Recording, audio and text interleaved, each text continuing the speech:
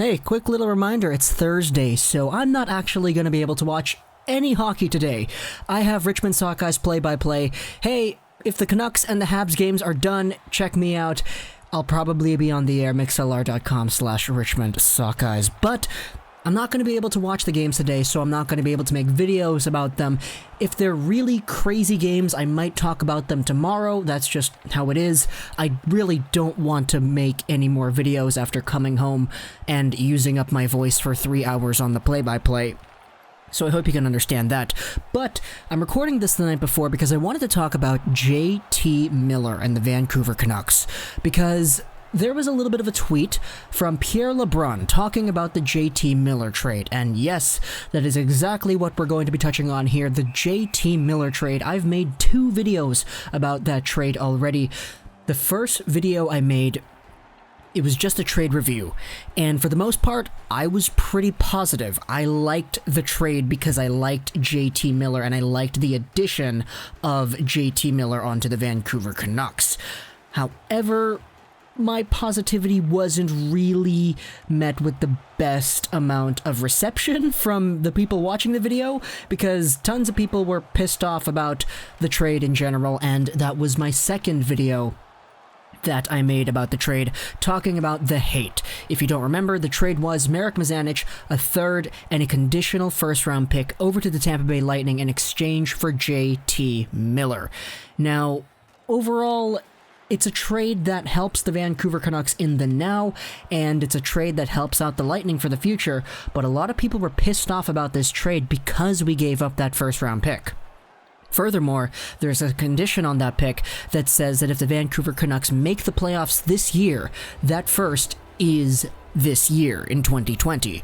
If the Vancouver Canucks miss the playoffs, though, the first gets over on the 2021, and the Vancouver Canucks keep their 2020 first. So either way, a first is going to Tampa. Whether it's this year's or 2021's first, we don't know yet. It depends on if we make the playoffs. It's a concern for people because this year was supposed to be one of the biggest draft years in NHL history, pretty much since 2003, pretty much since 2015.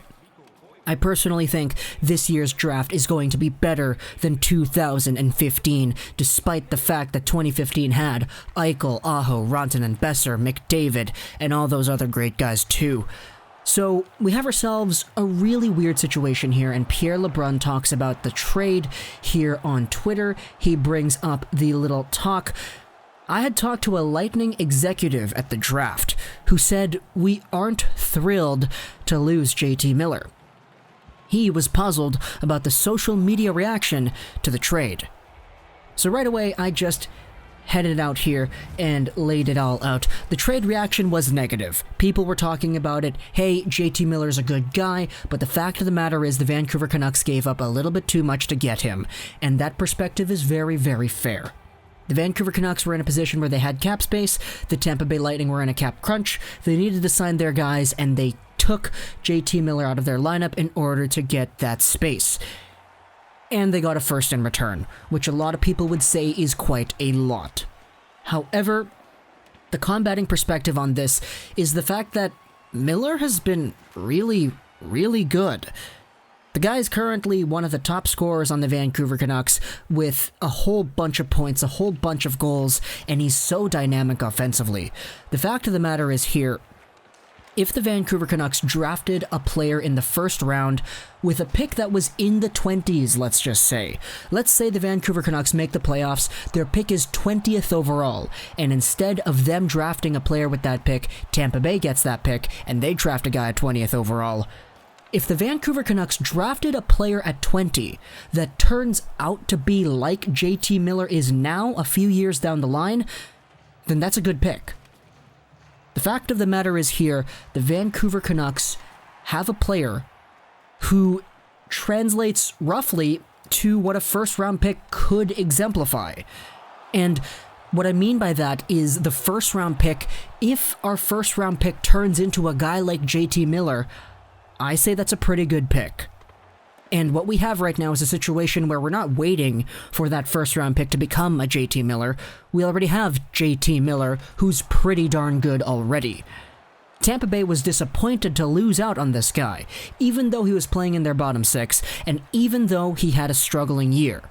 We've seen the past with JT Miller. The guy has been great at the NHL level. He could probably hit 40 to 50 points this year, maybe even more depending on where he plays. He had some great years with the Rangers, but his Tampa Bay time was limited on ice, and he really was just playing down the lineup on what everybody knows is a stacked team. So, the fact that the Lightning were disappointed to lose this guy says a lot. And it says a lot about our fan base too. The fact that LeBrun literally calls out the social media reaction to the trade. Because everybody was pissed off. Everybody had their own very strong-minded opinions on the deal, and a very large majority was mostly negative. People did acknowledge the fact that JT Miller is good, but the return is something that a lot of Canucks fans were unsatisfied with. And heck, there's a lot of Canucks fans who are still unsatisfied with that return, and they probably will be unsatisfied for a very long time. And it's understandable why. No worries, I'm not gonna harp on anyone for feeling bad about this trade, especially a few months after it happened. I totally understand the fact that a first is a lot, but a fact of the matter is here that JT Miller has been really gosh darn good too. And it's not like JT Miller is some dinosaur either. The guy's still in his mid-20s. The guy's still got a lot of room to grow along this Vancouver Canucks team as he enters his prime. So, the Vancouver Canucks giving up a third, Marek Mazanec, and a first for JT Miller, honestly, I can look at it and live with it. Sure, I would have preferred to have a first in probably the best NHL draft class, projectedly speaking, ever, at least until 2022, but, you know, that's a story for another year. But I can live with JT Miller for now, too. It's just that if the Vancouver Canucks miss out on the playoffs, then hey, awesome, we keep our 2020 first. 2021 is supposed to be a little bit of a down year in terms of the NHL draft, so I'd be okay with losing a first then. Honestly, just to joke around a little bit, let's talk about the Lightning here. People were joking around saying that the Lightning don't really care about the first in general because their first-round picks are usually kind of meh.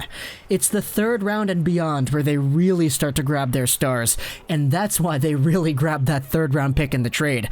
Braden Point's a third-round guy, Nikita Kucherov was taken late, Vasilevsky was towards the end of the first round, so overall the Lightning aren't really poised to developing some really high elite talent from their first round picks, aside Vasilevsky, of course.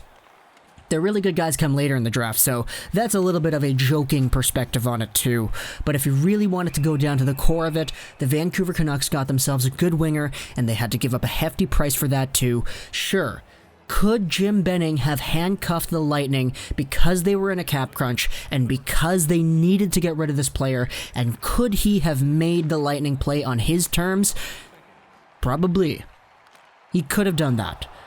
And if he did that, then we might have JT Miller at a reduced price, which would have been amazing. But JT Miller is a guy that apparently did have some market value. I'm not going to lie and say that I think he did, but I'm pretty sure he probably did. And the common belief is that whatever the price was from Tampa Bay, Jim Benning was like, okay, here. A lot of people have a problem with that, and I can totally understand why, but honestly, I'm not going to be super pissed off about it. And again, I'm not going to harp on anybody who is pissed off about it. I'm just sharing my opinion and why I don't believe I really care all too much. Sure, the first round pick is great, but Miller is good too, and sure, the potential for an elite player in the 20s in the 2020 NHL draft definitely does exist, but if that player is about the same skill caliber as Miller down the line, then honestly, I'm okay with the pick as it stands right now. Okay, so that pretty much wraps up the video. Again, check out the Richmond Sockeyes. Once the Montreal Canadiens game is done at about 6:30, once the Vancouver Canucks game is done at about 7:30, 7:45, 8, tune into mixlr.com/Richmond Sockeyes. You'll be hearing me on the play-by-play. Joel Turtle Gaudette is going to be on the color commentary. If you really want to support me and the Sockeyes, you can check out playfullscreen.com and buy our broadcast. It's like $12 or something. I'm not really too sure if it's worth it all too often, but you can listen to me for free on MixLR. I'll post about that on my Twitter too. So once you're done the Canucks action, check me out. If the Canucks action and the Habs action is really, really awesome, then I'll cover it tomorrow, but for now, this is the only video for today, and I apologize for that. Hope you enjoyed this video, and bye.